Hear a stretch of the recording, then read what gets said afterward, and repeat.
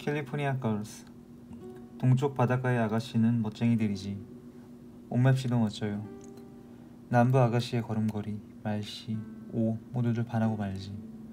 중서부의 다정한 시골 아가씨, 가슴속에 깊이 파고드네. 북부의 귀여운 아가씨, 당신을 황홀하게 만드네. 멋진 아가씨가 모두 캘리포니아 거리라며. 티셔츠는 사흘째 되던 날 오후에 우편으로 왔다. 이런 셔츠다. 이튿날 아침 나는 그 따끔거리는 새 티셔츠를 입고 한동안 항구 근처를 정처 없이 거닐다가 눈에 띄는 작은 레코드 가게의 문을 열었다. 가게에 손님은 없고 점원 아가씨가 혼자 스탠드에 앉아 따분한 얼굴로 전표를 체크하며 캔 콜라를 마시고 있을 뿐이었다. 나는 잠깐 레코드 선반을 바라보았는데 갑자기 그녀가 낯이 익다는 걸 깨달았다. 일주일 전에 화장실에 쓰러져 있던 새끼손가락이 없는 아가씨였다. 안녕? 하고 나는 인사를 했다. 그녀는 약간 놀란 표정으로 내 얼굴을 바라보고 티셔츠를 쳐다보더니 남아있는 콜라를 마셨다.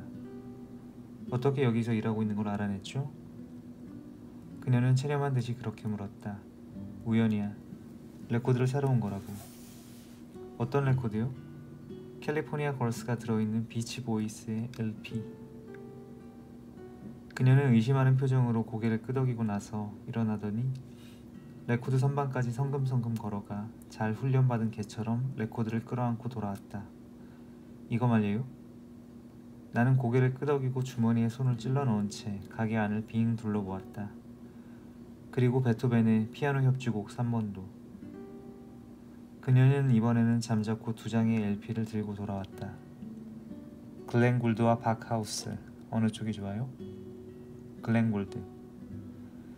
그녀는 한 장을 스탠드에 내려놓고 나머지 한 장은 제자리에 갖다 놓았다. 그 밖에는요? 걸 인 캘리코가 들어있는 마일스 데이비스. 이번엔 시간이 좀 걸렸지만 그녀는 역시 레코드를 안고 돌아왔다. 다음은요? 그거면 됐어. 고마워. 그녀는 스탠드 위에 3장의 레코드를 늘어놓았다. 이걸 전부 당신이 듣는 거예요? 아니, 선물할 거야. 인심 한번 줬네요. 그런 것 같군. 그녀는 멋쩍다는 듯이 어깨를 움츠리고 5,550엔이라고 했다. 나는 돈을 지불하고 레코드 꾸러미를 받아들었다. 어쨌든 당신 덕분에 오전에 레코드 3장을 팔았군요. 다행이야. 그녀는 한숨을 짓고 스탠드 안쪽의 의자에 앉아서 전표 다발을 다시 한번 들춰보기 시작했다. 언제나 혼자 가게를 지키고 있나? 아가씨가 또 한 명 있어요. 지금은 식사를 하러 갔어요. 당신은? 그녀가 돌아오면 교대를 하는 거죠. 나는 주머니에서 담배를 꺼내 불을 붙이고 그녀가 일하는 걸 잠시 동안 바라보았다. 혹시 괜찮다면 같이 식사하지 않을래? 그녀는 전표에서 눈을 떼지 않고 고개를 흔들었다. 혼자 식사하는 걸 좋아해요. 나도 그렇다고. 그래요? 그녀는 귀찮다는 듯이 전표를 옆으로 밀어놓고 플레이어의 하버스 비자르의 신곡을 올려놓고 바늘을 내렸다. 그럼 왜 함께 식사를 하자고 하는 거예요? 가끔은 습관을 바꿔보고 싶어서. 혼자 바꿔보세요. 그녀는 전표를 다시 끌어다가 일을 계속했다. 더 이상 나를 귀찮게 하지 마세요. 나는 고개를 끄덕였다. 지난번에도 말한 것 같은데 당신은 최악이에요. 그녀는 그렇게 말하고 나서 입술을 동그랗게 오므린 채 내 손가락으로 전표 다발을 재빨리 넘겼다. 내가 제이스바에 들어갔을 때 쥐는 스탠드에 팔꿈치를 꿰고 얼굴을 찡그리면서 전화번호부만큼이나 두꺼운 헨리 제임스의 엄청나게 긴 소설을 읽고 있었다. 재미있어?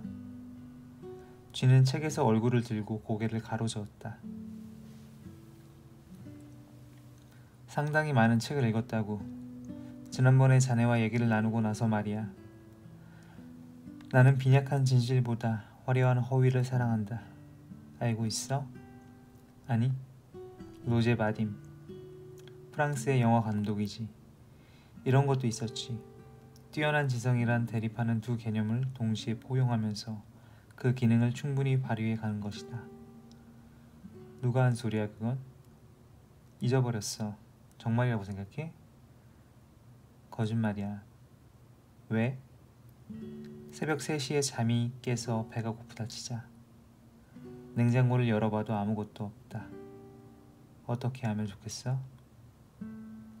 쥐는 한참 동안 생각하고 나서 큰 소리로 웃었다. 나는 제이를 불러서 맥주와 감자튀김을 부탁한 다음 레코드 꾸러미를 꺼내서 쥐에게 건네주었다. 뭐야 이건? 생일 선물이야. 내 생일은 다음 달이야. 다음 달에는 내가 없을 테니까. 쥐는 레코드를 든 채 생각에 잠겼다. 그래? 내가 없으면 서운할 텐데. 쥐는 그렇게 말하고 꾸러미를 열어 레코드를 꺼내서 한동안 그걸 바라보았다. 베토벤 피아노 협주곡 3번 글렌 골드 레너드 번스타인. 들어본 적이 없는걸? 너는? 나도 없어. 아무튼 고마워. 정확하게 말하자면 굉장히 기쁘군. 사흘 동안 나는 그녀의 전화번호를 계속 찾았다. 나에게 비치 보이스의 LP를 빌려준 그 여학생의 전화번호 말이다. 나는 고등학교 교무실에 가서 졸업생 명부를 뒤져 전화번호를 알아냈다. 그런데 그 번호에 전화를 걸었더니 이 번호는 현재 사용되지 않고 있습니다. 하는 테이프의 녹음 소리가 들려왔다. 나는 번호조에게 전화를 걸어 그녀의 이름을 말했지만 교환수는 5분 동안 찾다가 그런 이름은 어떤 전화부에도 나와 있지 않다고 했다. 그런 이름은 이라는 대목이 좋다. 나는 고맙다는 인사를 하고 전화를 끊었다. 이튿날 나는 옛날에 같은 반이었던 몇 사람에게 전화를 걸어서 그녀에 대해서 알고 있는 게 없느냐고 물어보았지만 아무도 그녀에 대해서 뭐 하나 아는 게 없었으며 대부분은 그녀가 존재했던 사실도 기억 못하고 있었다. 마지막 한 녀석은 왠지는 알 수 없었지만 너 같은 놈하고는 말도 하고 싶지 않다며 전화를 끊어버렸다. 사흘째 되는 날 나는 다시 한번 고등학교 교무실에 가서 그녀가 진학한 대학의 이름을 알아냈다. 야마노테에 있는 이류 여자대학의 영문과였다. 나는 대학 사무실에 전화를 걸어서 나는 매코믹 샐러드 드레싱의 모니터 담당자인데 앙케이트 문제로 그녀와 연락을 취하고 싶다. 정확한 주소와 전화번호가 필요하다. 죄송하지만 중요한 용건이라서 그런다 하고 공손하게 말했다. 사무원은 알아볼 테니까 15분 뒤에 다시 한번 전화를 걸어달라고 했다. 내가 맥주를 한 병 마시고 나서 전화를 거니까 사무원은 그녀는 올 3월에 자퇴서를 냈다고 가르쳐 주었다. 그는 요양하기 위해서 그만두었다는 얘기를 해주었지만 그녀가 무슨 병인지 지금은 샐러드를 먹을 수 있을 정도로 회복이 되었는지 그리고 왜 휴학계가 아닌 자퇴서를 냈는지에 대해서 전혀 모르고 있었다. 옛날 주소라도 괜찮은데 알 수 있겠느냐고 내게 묻자 사무원은 얘 주소를 가르쳐 주었다. 학교에서 가까운 하숙집이었다. 그곳에 전화를 걸어보니까 여주인 같은 사람이 전화를 받더니 그녀는 봄에 나갔는데 그 이후의 행선지는 모르겠다고 대답하고 전화를 끊었다. 알고 싶지도 않다는 식으로 전화를 끊었다. 그것이 나와 그녀를 연결해주는 마지막 실마리였다. 나는 집으로 돌아와 혼자 캘리포니아 걸스를 들으면서 맥주를 마셨다. 전화벨이 울렸다. 나는 등나무 의자에 앉아 거의 졸면서 펼쳐져 있는 책을 멍청이 바라보고 있었다. 빗방울이 굵은 소나기가 내려서 뜰에 나뭇잎을 적시고는 사라져갔다. 비가 지나간 뒤에는 바다 내음이 나는 습기를 머금은 남풍이 불기 시작해 베란다에 늘어놓은 관상식물의 잎을 희미하게 흔들고 그리고 커튼을 흔들었다. 여보세요? 나를 기억하고 있나요? 여자가 말했다. 마치 안정성이 없는 테이블의 얇은 유리를 살며시 올려놓는 것 같은 말투였다. 나는 잠시 생각하는 척했다. 레코드는 잘 팔려? 어때? 그다지 좋지 않아요. 불경기인 모양이에요. 틀림없이 아무도 레코드 같은 걸 듣지 않는다고요. 그래. 그녀는 수화기의 가장자리를 손톱으로 툭툭 쳤다.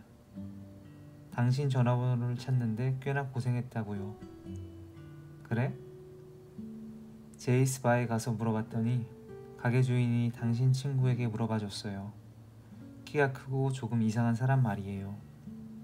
몰리에를 읽고 있더군요. 과연. 침묵. 모두들 서운해하던데요. 일주일 동안이나 나타나지 않는 건 어디가 아픈 게 아니냐고요. 그렇게 인기 있을 줄은 미처 몰랐는데. 나한테 화났나요? 뭐 때문에?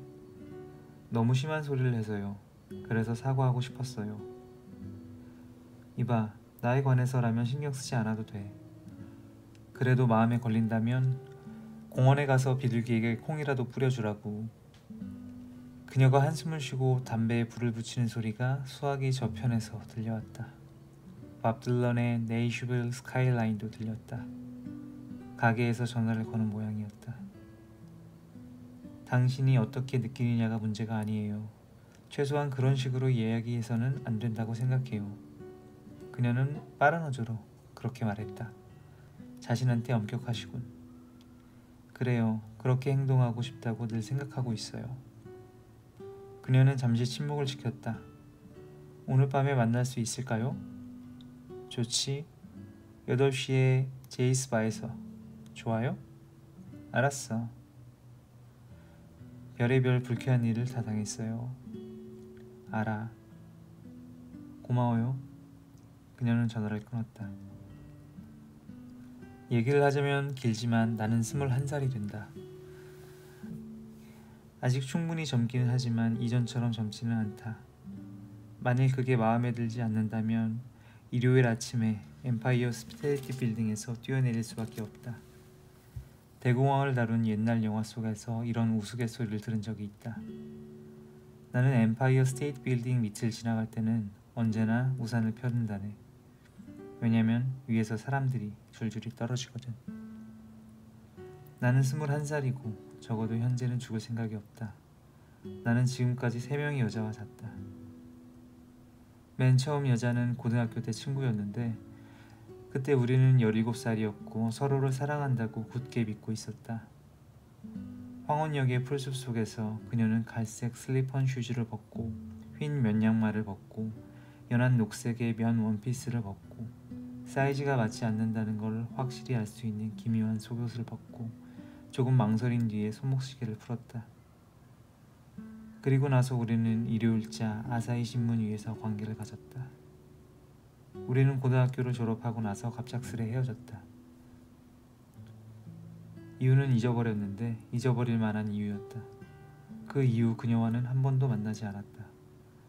잠이 오지 않는 밤에 가끔 그녀를 생각한다. 그뿐이다. 두 번째 상대는 지하철 신주쿠역에서 만난 히피 여자아이였다. 그녀는 16살로 무일푼에 잠잘 때도 없고 게다가 가슴도 거의 없었지만 눈은 영리해 보이고 예뻤다.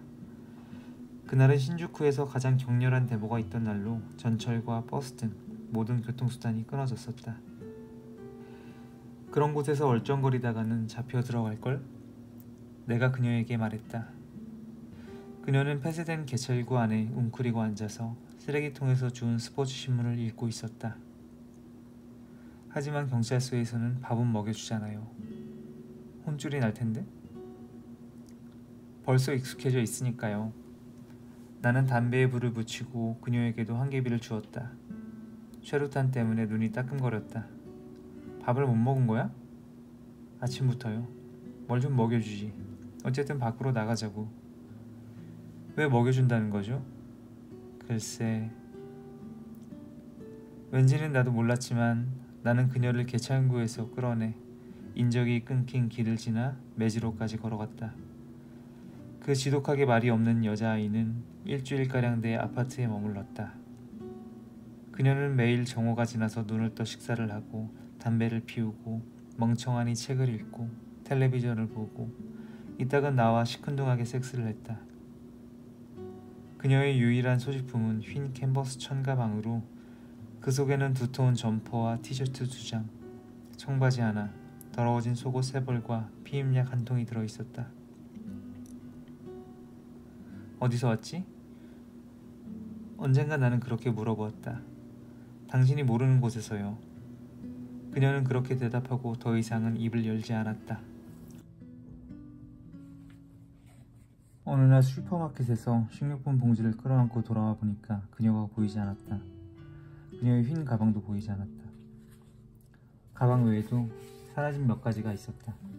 책상 위에 던져놓은 얼마 안 되는 동전과 카톤 박스에 들어있던 담배, 그리고 빨아놓은 내 티셔츠 등이다. 책상 위에는 메모인 듯한 공책 조각이 있었는데 거기에는 단 한마디 구역질 나는 놈이라고 쓰여 있었다. 아마도 나를 두고 한 말일 것이다. 세 번째 상대는 대학의 도서관에서 알게 된 불문과 여학생이었는데 그녀는 이듬해 봄에 테니스 코트 옆에 울창하지 않은 숲에서 목매달아 죽었다. 그녀의 시체는 새학기가 시작될 때까지 누구의 눈에도 띄지 않아서 2주일 내내 바람을 맞으며 매달려 있어야만 했다. 요즘은 날이 저물면 아무도 그 숲 근처에 가지 않는다. 그녀는 제이스바의 스탠드에 불편하다는 듯이 걸터앉아서 얼음이 거의 녹아버린 진저 에일잔의 밑바닥을 빨대로 휘젓고 있었다. 오지 않는 줄 알았어요. 내가 옆에 앉자 그녀는 조금은 안도된다는 듯이 말했다. 약속을 어기거나 하진 않아. 볼 일이 있어서 조금 늦어지는 것일 뿐이야. 어떤 볼 일인데요? 신발을 닦고 있었어. 그 농구화를 말하는 거예요? 그녀는 내 농구화를 손가락으로 가리키며 의심스러운 듯이 그렇게 물었다. 설마 아버지 구두야. 가훈이라고. 자식은 모름지기 아버지의 구두를 닦아야 한다. 왜요? 글쎄, 아마도 구두가 뭔가를 상징한다고 생각하시는 모양이야. 어쨌든 아버지는 매일 밤 어김없이 8시에 집에 돌아오시고 나는 구두를 닦고 그러고는 언제나 맥주를 마시러 뛰쳐나오는 거지. 좋은 습관이군요. 그렇게 생각해? 네, 아버지에게 감사해야겠네요. 아버지의 발이 2개밖에 없다는 사실에는 항상 감사하고 있지. 그녀는 낄낄거렸다. 틀림없이 훌륭한 집안일 거예요. 그럼 훌륭한 데다가 돈도 없어서 너무 기뻐. 눈물이 날 지경이라고. 그녀는 빨대 끝으로 진저 에일을 계속 휘저어대고 있었다. 하지만 우리 집이 훨씬 가난해요. 어떻게 알지? 냄새죠. 부자가 부자 냄새를 맡을 수 있듯이 가난한 사람은 가난한 사람의 냄새를 맡을 수 있는 거라고요. 나는 제이가 가지고 온 맥주를 잔에 따랐다. 부모님은 어디에 계시지? 얘기하고 싶지 않아요. 왜? 훌륭한 사람은 자기 집안의 복잡한 사정 따위는 남에게 이야기하지 않는다고요. 안 그런가요? 당신이 훌륭한 사람이라고? 15초 동안 그녀는 생각했다. 그렇게 되고 싶다고 생각해요. 상당히 진지하게요. 누구나 그렇지 않을까요? 나는 그 질문에는 대답하지 않기로 했다. 하지만 얘기하는 편이 나을 거야. 내가 말했다. 왜요? 어차피 언젠가는 누군가에게 얘기하게 될 테고 나라면 들은 얘기 아무한테도 하지 않을 테니까. 그녀는 웃으며 담배에 불을 붙여 연기를 3차례 내뿜는 동안 잠자코 스탠드 벽에 붙은 널빤지의 나뭇결을 바라보았다.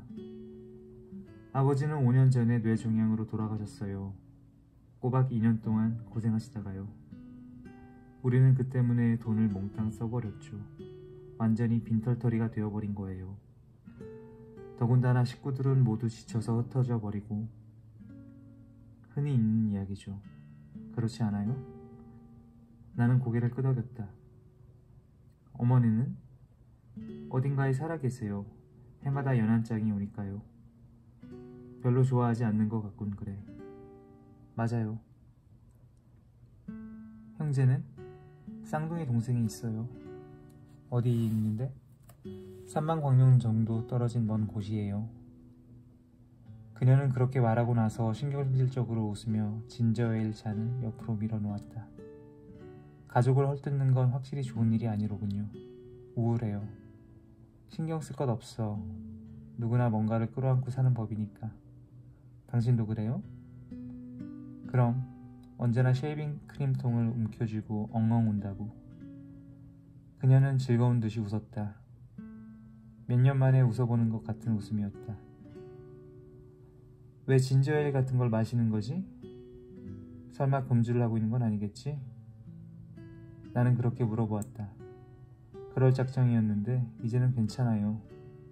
뭘 마시겠어? 아주 차가운 백포도주. 나는 제이를 불러서 맥주와 백포도주를 주문했다. 쌍둥이 자매가 있다는 건 어떤 느낌이야? 글쎄요. 기분이 이상해요. 다시. 글쎄요. 이상한 기분이에요. 똑같은 얼굴에, 똑같은 지능지수에, 똑같은 사이즈의 브레이지어를 하고 항상 짜증스러웠어요. 사람들이 자주 혼동하던가? 네, 8살까지는요. 8살째 내 손가락이 9개가 되었으니 어느 누구도 혼동할 수가 없었죠. 그녀는 그렇게 말하고 연주회 때 피아니스트가 의식을 집중하는 듯이 양손을 단정하게 모은 채 스탠드 위에 올려놓았다. 나는 그녀의 왼손을 잡고 다운라이트의 빛 아래서 주의 깊게 살펴보았다. 칵테일 잔처럼 싸늘한 작은 손에는 태어날 때부터 그랬던 것처럼 아주 자연스럽게 내 손가락이 기분 좋은 듯이 늘어서 있었다. 그 자연스러움은 기적에 가까운 것이었으며 적어도 손가락이 6개 있는 것보다는 훨씬 설득력이 있었다. 8살 때 전기청소기의 모터에 새끼손가락이 끼었죠. 눈 깜짝할 사이에 잘라져 나가버렸어요. 지금은 어디에 있지? 뭐가요? 새끼손가락 말이야. 잊어버렸어요. 그런 걸 물은 사람은 당신이 처음이에요. 새끼손가락이 없다는 게 마음에 걸려? 그럼요. 장갑을 낄 때는요. 그 밖에는? 그녀는 고개를 흔들었다. 전혀 없다고 말하면 거짓말이겠죠. 하지만 다른 여자애들이 목이 굵거나 정강이에 털이 많아서 신경 쓰는 것과 비슷한 정도예요. 나는 고개를 끄덕였다. 당신은 무엇을 하고 있나요? 대학에 다니고 있지. 도쿄에 있는? 집에 와 있는 중이군요. 무슨 공부를 하고 있어요? 생물학. 동물을 좋아하거든. 나도 좋아해요. 나는 잔에 남은 맥주를 단숨에 들이켜고 감자튀김 몇 개를 집어먹었다. 이봐. 인도의 바갈푸르에 살던 유명한 포범은 3년 동안 인도인 350명을 잡아먹었대. 그래요? 그리고 표범 퇴치를 위해서 초청되어 온 영국인 진 콜벳 대령은 그 표범을 포함해서 8년 동안 125마리의 표범과 호랑이를 쏘아 죽였지. 그래도 동물이 좋아? 그녀는 담배를 비벼 끄고 포도주를 한 모금 마시고 나서 감탄한 듯이 한동안 내 얼굴을 바라보았다. 당신이라는 사람은 분명히 조금 비정상이에요.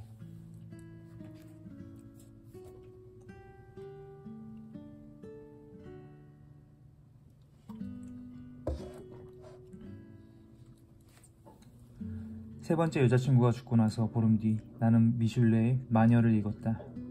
좋은 책이다. 거기에 이런 구절이 있었다. 로렌네 지방의 훌륭한 판사 레미는 800명의 마녀를 불태워 죽였는데 그는 이 공포정치를 자랑스러워하며 이렇게 말했다. 나의 정의는 너무나도 널리 알려졌기 때문에 요전에 체포된 16명은 남이 손대주길 기다리지 않고 먼저 자기 손으로 목숨을 끊을 정도였다. 나의 정의는 너무나도 널리 알려졌기 때문에 라는 대목이 뭐라 말할 수 없을 정도로 멋지다. 전화벨이 울렸다. 나는 수영장을 다닌 덕분에 새빨갛게 그을은 얼굴을 카마인 로션으로 식히고 있는 중이었다. 10번이나 벨이 울렸는데도 끊지 않아서 나는 단념하고 얼굴 위에 바둑판 무늬로 예쁘게 늘어놓은 약솜을 떼어내고 의자에서 일어나 수화기를 집어들었다. 안녕? 나예요? 내가 말했다. 뭐하고 있었어요? 아무것도 안 하고 있었어. 나는 목에 두른 타월로 따끔거리는 얼굴을 닦았다. 어제는 즐거웠어요. 오래간만에 말이에요. 다행이군. 그런데 비프 스튜 좋아해요? 그럼. 내가 좀 만들었는데 나 혼자 먹어치우려면 일주일은 걸릴 거예요. 먹으러 오지 않겠어요? 나쁘지 않군. 오케이. 1시간 뒤에 오세요. 만일 늦게 오면 전부 쓰레기통에 던져버릴 거예요. 알겠죠? 알긴 알겠는데 기다리는 건 싫어요. 그것뿐이라고요. 그녀는 그렇게 말하고 내가 입을 여는 것도 기다리지 않고 전화를 끊었다. 나는 다시 소파에 누워 라디오의 톱 40을 들으며 10분 정도 멍하니 천장을 바라보다가 욕실에서 뜨거운 물로 정성 들여 수염을 깎고 나서 세탁소에서 막 배달되어 온 셔츠와 버뮤다 셔츠를 입었다. 상쾌한 저녁이었다. 나는 해안을 따라서 석양을 바라보며 운전을 했고 국도에 들어서기 직전에 차가운 포도주 2병과 담배를 한 상자 샀다. 그녀가 식탁을 치우고 그 위에 새하얀 식기를 들어놓는 동안 나는 포도주의 코르크 마개를 과일깔 끝으로 억지로 비틀어 열어보려고 했었다. 비프 스튜의 습한 열기 때문에 방 안은 굉장히 무더웠다. 이렇게 더울 줄은 상상도 못했어요. 꼭 지옥 같네요. 지옥은 훨씬 더 덥지. 실제로 구경하고 온 사람 같군요. 사람들에게 들었지. 너무나 더워서 머리가 돌 지경이 되면 조금 시원한 곳으로 보내준대. 그리고 그곳에서 조금 회복이 되면 다시 원래 있던 곳으로 보내진다군. 꼭 사우나탕 같네요. 그런 거라니까. 하지만 개 중에는 머리가 완전히 돌아버려서 원래 있던 곳으로 되돌아가지 못하는 녀석도 있지. 그런 사람은 어떻게 하나요? 천국으로 데려간대. 그리고 그곳에서 벽에 페인트 칠을 하라고 시킨다더군. 그래서 천국의 벽은 항상 하얀색일 수밖에 없는 거야. 얼룩이나 때가 조금이라도 있으면 곤란하지. 이미지가 나빠지니까. 그런 연유로 매일매일 아침부터 밤까지 페인트 칠만 하고 있어서 대개들 기관지가 좋지 않아. 그녀는 그 이상은 아무것도 질문하지 않았다. 나는 병 속에 떨어진 코르크 마개를 주의 깊게 제거하고 나서 자네 두 사람 거를 따랐다. 차가운 포도주와 따뜻한 마음. 건배할 때 그녀는 그렇게 말했다. 그건 또 뭐지? 텔레비전 광고예요. 차가운 와인과 따뜻한 마음. 본 적 없어요? 없는데. 텔레비전을 보지 않나요? 조금은 보지. 옛날에는 자주 보았지만 말이야. 제일 좋아하는 게 돌아온 래쉬였지. 물론 맨 처음 만들어진 것을. 동물을 좋아하나 보군요. 물론이지. 나는 시간만 있으면 하루 종일이라도 텔레비전을 봐요. 모든 걸 다 보죠. 어제는요, 생물학자와 화학자가 벌이는 토론회를 봤어요. 당신도 봤나요? 아니? 그녀는 포도주를 한 모금 마시고 회상하듯이 가볍게 고개를 흔들었다. 파스텔은 과학적 직감력을 가지고 있었어요. 과학적 직감력? 그러니까요. 보통 과학자들은 이런 식으로 생각하는 거예요. A equal B, B equal C. 고로 A equal C. QED? 그렇죠? 나는 고개를 끄덕였다. 그러나 파스텔은 달라요. 그의 머릿속에 있는 것은 A equal C. 그뿐이라고요. 증명 따위는 전혀 없는 거예요. 하지만 그의 이론이 옳다는 건 역사가 증명했고 그는 평생 동안 헤아릴 수 없이 많은 귀중한 발명을 했잖아요. 종두. 그녀는 포도주 잔을 식탁에 내려놓고 어처구니 없다는 듯한 얼굴로 나를 바라봤다. 이봐요. 종두는 제노 아니던가요? 그래도 용케 대학에 붙었네요. 광견병의 항체, 그리고 가몬 살균이던가? 정답이에요. 그녀는 이빨을 드러내지 않고 득이양양하게 웃고 나서 포도주를 쭉 들이켠 뒤 다시 자기 포도주를 손으로 따랐다. 텔레비전의 토론회에서는 그런 능력을 과학적 직감력이라고 했어요. 당신에게는 있어요? 거의 없지. 있으면 좋을 거라고 생각해요. 뭔가에 도움이 될지도 모르지. 여자와 잘 때 써먹을 수 있을지도 몰라. 그녀는 큰 소리로 웃으며 부엌으로 가서 스튜 냄비와 샐러드, 그릇과 롤빵을 가지고 왔다. 활짝 열어제친 창문에서 시원한 바람이 겨우 조금씩 불어들어왔다. 우리는 레코드를 들으면서 천천히 식사를 했다. 그동안 그녀는 주로 나의 대학 생활과 도쿄에서의 생활에 대해 물었다. 별로 재미있는 얘기는 아니었다. 고양이를 사용한 실험 이야기나 데모나 파업에 관한 얘기였다. 그리고 나는 경찰 기동대원에게 얻어맞아서 부러진 앞니를 보여주었다. 복수하고 싶으세요? 아니, 내가 대답했다. 왜요? 내가 당신이라면 그 경찰을 찾아내서 쇠망치로 이빨을 몇 개 부러뜨려 놓겠어요. 나는 나고 게다가 모두 끝난 일이야. 애당초 기동대원은 얼굴이 비슷비슷해서 나를 때린 기동대원을 도저히 찾아낼 수가 없거든. 그럼 의미 같은 게 없잖아요. 의미? 이빨까지 부러진 의미 말이에요. 없고 말고 내가 대꾸했다. 그는 재미없다는 듯이 신음소리를 내더니 비프 스튜를 한 입 먹었다. 우리는 식사 후에 커피를 마시고 비좁은 부엌에 나란히 서서 설거지를 하고 난 뒤 식탁으로 돌아와 담배에 불을 붙인 다음 MJQ의 레코드를 들었다. 그녀는 젖꼭지 모양이 선명하게 비치는 얇은 셔츠를 입고 허리가 헐렁한 면 바지를 입고 있었다. 더군다나 식탁 아래에서 우리의 발은 여러 번 부딪혀서 그때마다 내 얼굴은 조금씩 빨개져 갔다. 맛있었어요? 굉장히 맛있었어. 그녀는 가볍게 아랫입술을 깨물었다. 왜 언제나 물어보기 전에는 아무 말도 하지 않는 거죠? 글쎄, 버릇이 나구나 할까? 언제나 중요한 건 꼭 빼놓고 얘기한다니까. 충고 한마디 할까요? 대환영이지. 그 버릇을 고치지 않으면 손해본다고요. 아마 그렇겠지. 하지만 고물 자동차와 똑같아서 어딘가를 수리하면 다른 곳이 한층 더 두드러진다니까. 그녀는 웃으면서 레코드를 마빈 게이로 바꿨다. 시계는 8시 가까이를 가리키고 있었다. 오늘 밤에는 구두를 닦지 않아도 괜찮나요? 밤중에 닦지 뭐. 이빨과 함께 말이야. 그녀는 식탁에 가느다란 팔꿈치를 얹고 그 위에 기분 좋은 듯이 턱을 괸 채 내 눈을 들여다보듯이 하며 얘기를 했다. 그런데 그 포즈는 나를 무척 당황스럽게 만들었다. 나는 담배에 불을 붙이거나 창밖을 바라보는 신용을 하면서 몇 번인가 눈을 돌리려고 했지만 그때마다 그녀는 더욱더 재밌다는 듯이 나를 바라보았다. 믿어도 되죠? 뭘? 당신이 요전번에 나에게 아무 짓도 하지 않았다는 걸 말이에요.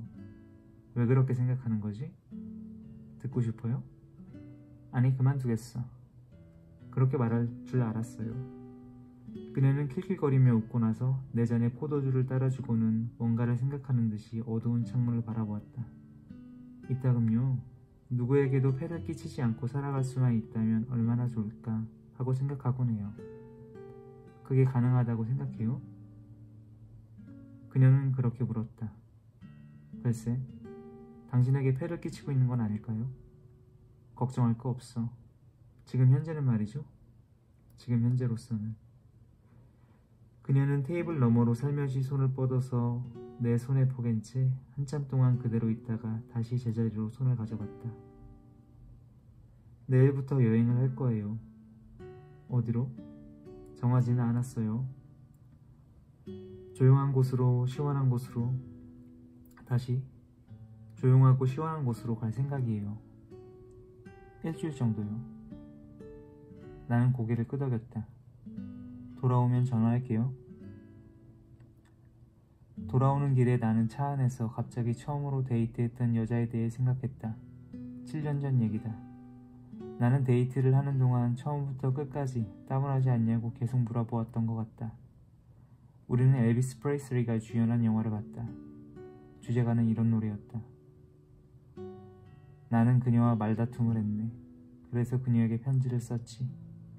미안해. 내가 잘못했어라고 말이야. 그러나 편지는 되돌아왔네.